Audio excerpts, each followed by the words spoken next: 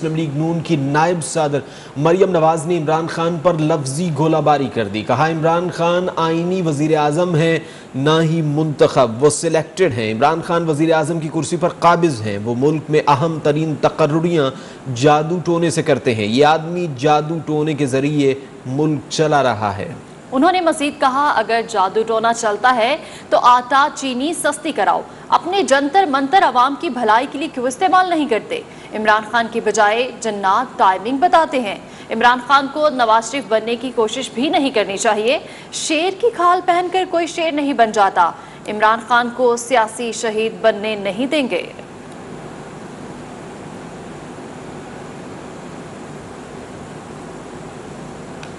مسلم league نون کی نائب صدر مریم نواز نے کہا ہے کہ نیب میں ضمانت منسوخی کی درخواست دینے والے اپنے ہمدرد کو دیکھنا چاہتی ہوں. میں نہ گرفتاری سے ڈرتی ہوں نہ جعلی مقدمے سے ڈرتی ہوں. درخواست کو پڑھ کر لگا جیسے بچے ڈر رہے ہیں. درخواست دینے والا اتنا سپر انٹیلیجنٹ کون ہے؟ اس درخواست گزار کا چہرہ قوم کو دکھایا جائے. درخواست دینے والے شخص کو 21 نہیں 22 توپوں کی سلامی دینی چاہیے. نواز شریف نے کہہ دیا تھا اپنا مقدمہ اللہ پر چھوڑ دیا ہے. مجھے ڈرانے والے بھول میں ہیں.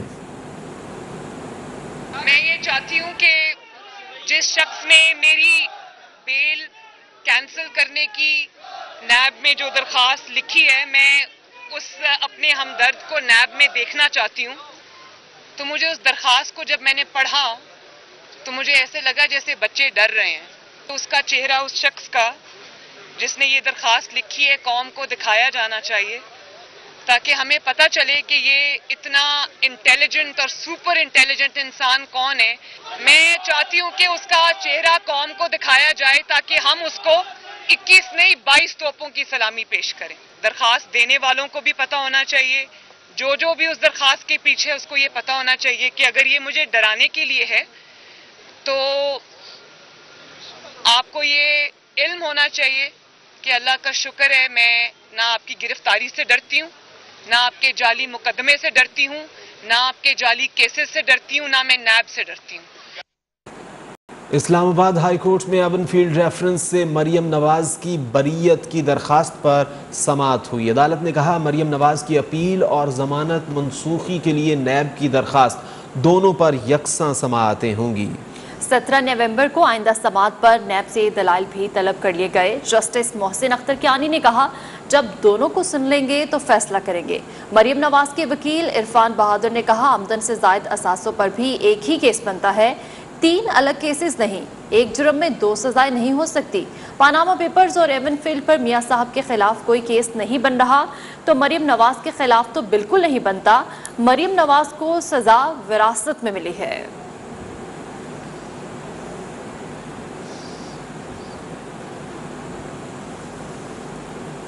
خبر شامل کرتے ہیں. وفاقی وزیر اطلاعات فواد چودھری کہتے ہیں وزیر اعظم اور آرمی چیف کے درمیان نئے ڈی جی ISI کی تقرری پر مشاورت کے بعد نئی تقرری کا عمل شروع ہو چکا. ایک بار پھر سول اور فوجی قیادت نے یہ ثابت کیا کہ ملک استحکام، سالمیت اور ترقی کے لیے تمام ادارے متحد اور یکساں ہیں. واضح رہے گزشتہ ہفتے پاکستانی فوج کی شعبہ تعلقات عامہ نے کہا تھا لیفٹیننٹ جنرل ندیم احمد انجم کو ISI کا نیا سربراہ مقرر کر دیا گیا ہے. تاہم اس حوالے سے حکومت کی جانب سے تاحال اعلامیے کا اجرا نہیں کیا گیا ہے.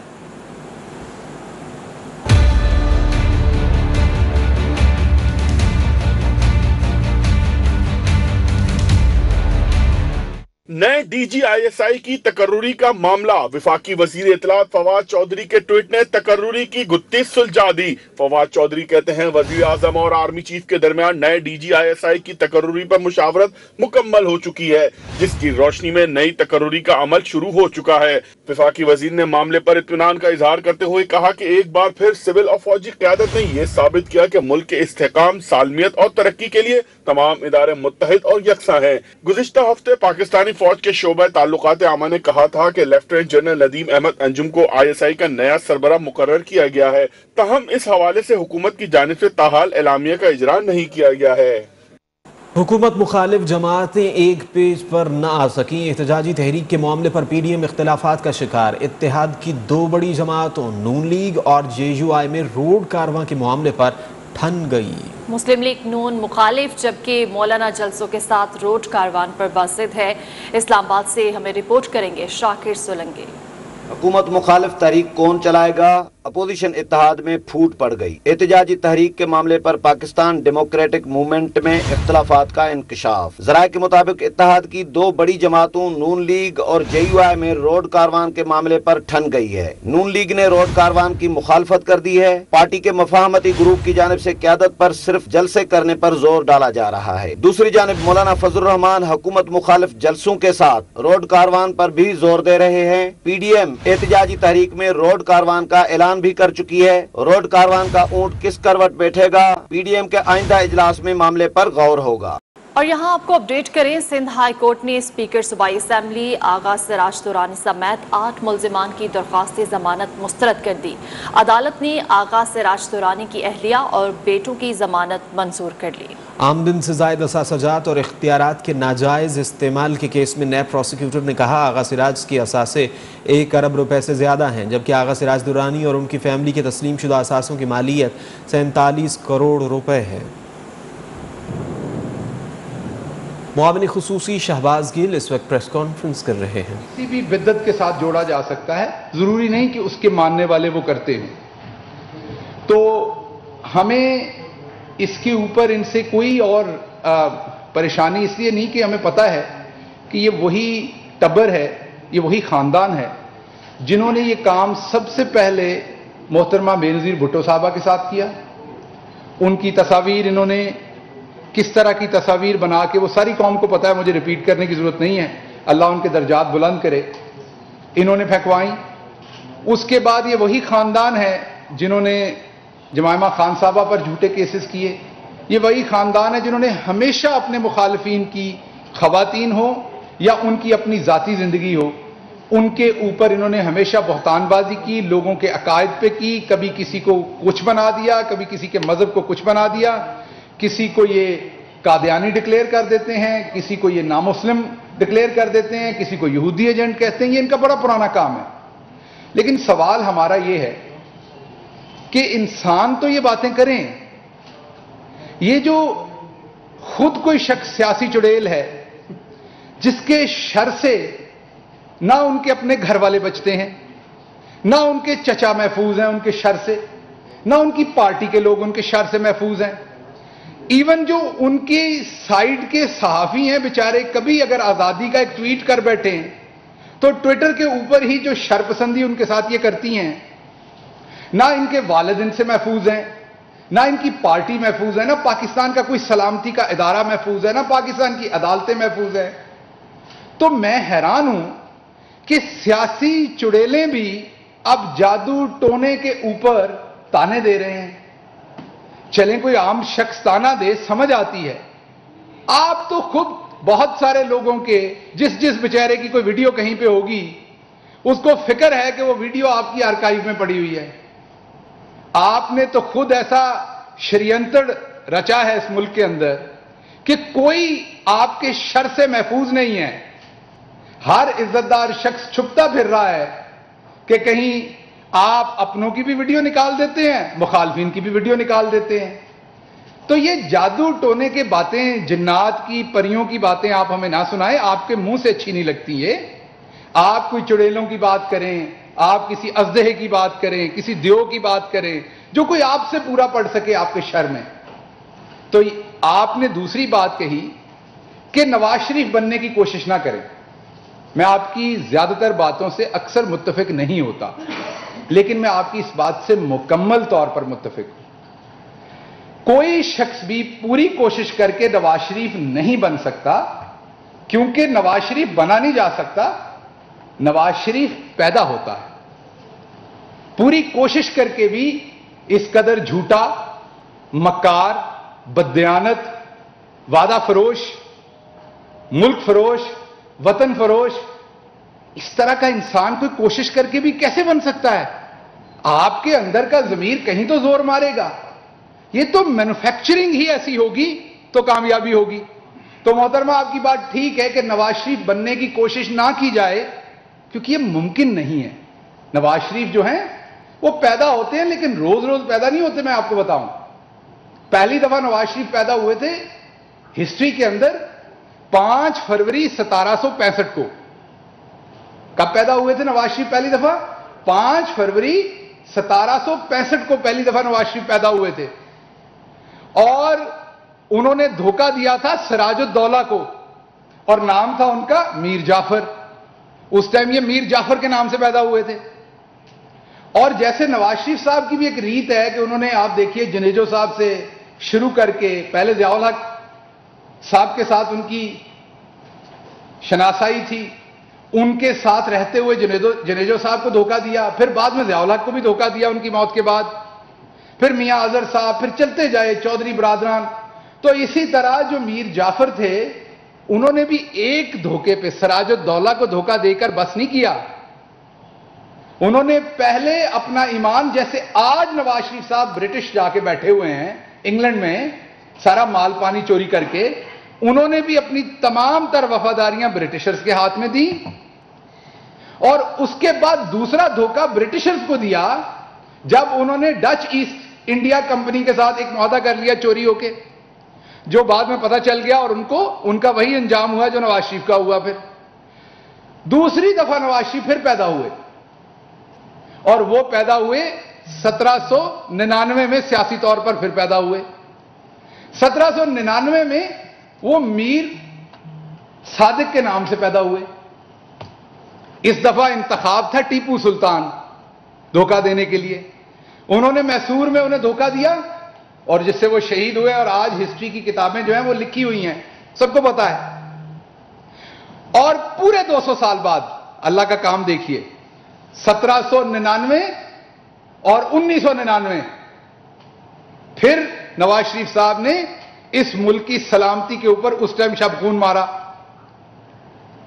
جب ملک کے ایک چیف آف آرمی سٹاف ملک سے باہر تھے اور ان کو ہواؤں کے اندر سیک کیا گیا.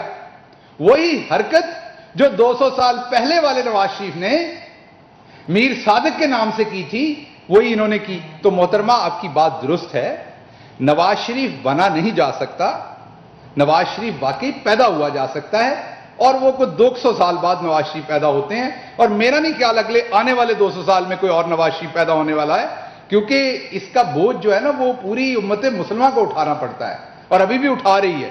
کلبوشن سے لے کے آپ قصاب سے لے کے آپ افغانستان کے ایشوز الحمدللہ سے لے کے آپ یہ ساری چیزیں دیکھ لیں. اسلام آباد میں معاون خصوصی شہباز گل پریس کانفرنس. سرما میں گیس بحران کا خدشہ بڑھنے لگا. دسمبر اور جنوری کے لیے 8 LNG کارگو کی سپلائی کے لیے عالمی کمپنیز نے ایک بھی بولی نہیں لگائی. حکومت نے گیس کے نئے ذخائر کی دریافت کے لیے نئے لائسنس بھی جاری کر دیے ہیں. تمام تر صورتحال جان لیتے ہیں اوگرا ہیڈ کوارٹر کے باہر موجود نمائندہ نیوز ون راہیل حسن سے. راہیل حسن، بتائے گا حکومت نے گیس کے نئے ذخائر کی دریافت کے لیے نئے لائسنس بھی جاری کر دیے ہیں، اس حوالے سے مزید کیا اپڈیٹس ہیں؟ جی، آئندہ موسم سرما میں بھی گیس کا ایک بحران جو ہے وہ سر اٹھا رہا ہے اور لوڈ شیڈنگ کا خدشہ ظاہر کیا جا رہا ہے، کیونکہ جو پاکستان نے انٹرنیشنل جو سطح پر جو LNGs کے کارگوز کے لیے جو ٹینڈر جاری کیے تھے اس میں عالمی کمپنیوں نے بالکل بھی دلچسپی ظاہر نہیں کی ہے. اور دسمبر اور جنوری کے لیے جو 4 کارگوز کی خریداری کے لیے ٹینڈر جاری کیے گئے تھے اس پر ایک بھی بولی پاکستان LNG لمیٹڈ کو موصول نہیں ہوئی ہے، جس کی وجہ سے اگر بروقت خریداری نہ کی گئی تو ایک بڑا گیس کا بحران جنم لے سکتا ہے آئندہ سردیوں میں. اور اس کے ساتھ ساتھ جو گزشتہ روز پیٹرولیم سیکٹری ہیں انہوں نے پارلیمنٹ کی پیٹرولیم کمیٹی کو بریفنگ دیتے ہوئے بتایا تھا کہ اگر ایسا کوئی بحران جنم لیتا ہے تو جو گھریلو صارفین ہیں ان کو حتی الامکان جو ہے وہ پروٹیکٹ کیا جائے گا، ان کو گیس فراہم کی جائے گی، جبکہ جو صنعتی صارفین ہیں ان کو گیس لوڈ مینجمنٹ کے تحت گیس جو ہے وہ فراہم کی جائے گی. اس کے ساتھ ساتھ جو آج کی خبر ہے وہ یہ ہے کہ جو وزارت توانائی ہے اس کی جانب سے 2 کمپنیوں کو مقامی سطح پر جو ہے وہ گیس کی دریافت کے لیے جو لائسنسز ہیں وہ جاری کر دیے گئے ہیں. اور لائسنس جاری کر دیے گئے ہیں. راہیل حسن، آپ ہمیں اپڈیٹ کریں. قائد سے خبر دیں، گرین لائن منصوبے کے لیے بسوں کی دوسری کھیپ کراچی پہنچنے میں تاخیر کا شکار ہو گئی. مزید 40 بسیں اب آئندہ 2 روز میں کراچی پورٹ پر پہنچنے کا امکان ہے. مزید تفصیلات جانیں گے نمائش پر موجود نمائندہ نیوز ون عبدالحفیظ بلوچ سے. عبدالحفیظ، بتائیے یہ تاخیر کیوں ہو رہی ہے؟ जी बिल्कुल, सफरी सहूलियात से महरूम कराची के शहरी इंतहाई बेताबी से ग्रीन लाइन बस मंसूबे के इफ्तिताह का इंतज़ार कर रहे हैं। गुज़िश्ता माह 40 बसों पर मुश्तमिल पब्लिक कैब कराची पहुंची थी, जिसके बाद वफाकी वजीर असद उमर ने दावा किया था कि अक्टूबर के पहले हफ्ते में ग्रीन लाइन बसों की दूसरी कैब कराची पहुंच जाएगी, लेकिन 2 हफ्ते गुजरने के बावजूद ये बसों की कैब ताल कराची नहीं पहुंच सकी। हमारी पोर्टोकॉम से बात हुई तो उनका कहना है कि आज रात जो बहरी जहाज है उसको कराची पहुंचना था, लेकिन वो ताकीर का शिकार है। आइंदा 2 रोज़ में जो बहरी जहाज है वो 40 बसों के कैब पर मुश्तमिल वो कराची में पहुंच जाएगी, जिसके बाद 40 बसें यहाँ उतारी जाएंगी। दूसरी जानिब ग्रीन लाइन बस मंसूबे का जो ट्रैक है वो सुरजानी से नुमाइश तक मुकम्मल हो चुका है। यहाँ पर इस वक्त देखा जा सकता है, मैं मौजूद हूँ नुमाइश पर। यहाँ से जो टावर है उसके ट्रैक पे ग्रीन लाइन बस मंसूबे का काम जारी है। जी, ग्रीन लाइन बसेस की कराची आमद शिकार हो गई। अब्दुल हफीज बलोच, आपका शुक्रिया। बताएं, लाहौर में मुनाफाखोरों की मनमानी अरूज पर है। सब्जियां और फल बढ़ती कीमतों के बायस आवाम की पहुंच से दूर है। मुर्गी का गोश्त 5वीं सेंचुरी की जानिब गामजन है।